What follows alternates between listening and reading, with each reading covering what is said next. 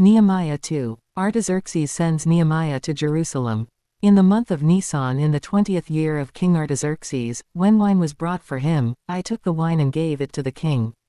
I had not been sad in his presence before, so the king asked me, "Why does your face look so sad when you are not ill?"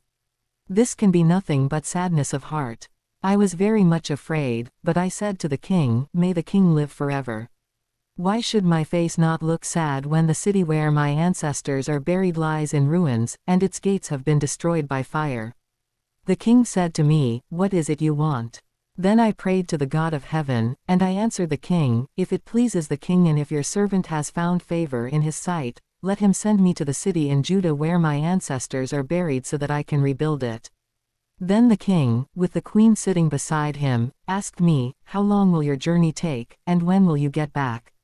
It pleased the king to send me, so I set a time. I also said to him, "If it pleases the king, may I have letters to the governors of Trans-Euphrates, so that they will provide me safe conduct until I arrive in Judah. And may I have a letter to Asaph, keeper of the royal park, so he will give me timber to make beams for the gates of the citadel by the temple and for the city wall and for the residence I will occupy." And because the gracious hand of my God was on me, the king granted my requests. So I went to the governors of Trans-Euphrates and gave them the king's letters. The king had also sent army officers and cavalry with me. When Sanballat the Horonite and Tobiah the Ammonite official heard about this, they were very much disturbed that someone had come to promote the welfare of the Israelites. Nehemiah inspects Jerusalem's walls. I went to Jerusalem, and after staying there 3 days I set out during the night with a few others. I had not told anyone what my God had put in my heart to do for Jerusalem. There were no mounts with me except the one I was riding on. By night I went out through the valley gate toward the Jackal well and the Dung gate, examining the walls of Jerusalem, which had been broken down, and its gates, which had been destroyed by fire.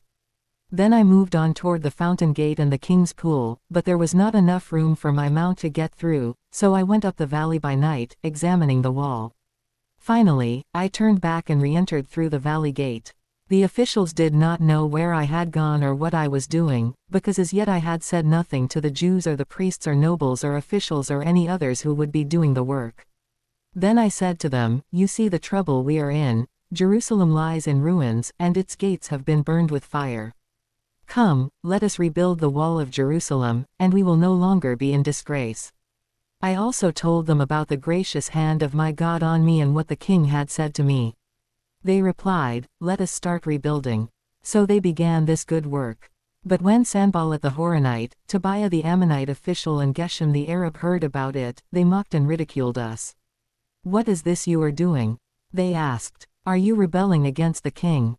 I answered them by saying, "The God of heaven will give us success. We his servants will start rebuilding, but as for you, you have no share in Jerusalem or any claim or historic right to it."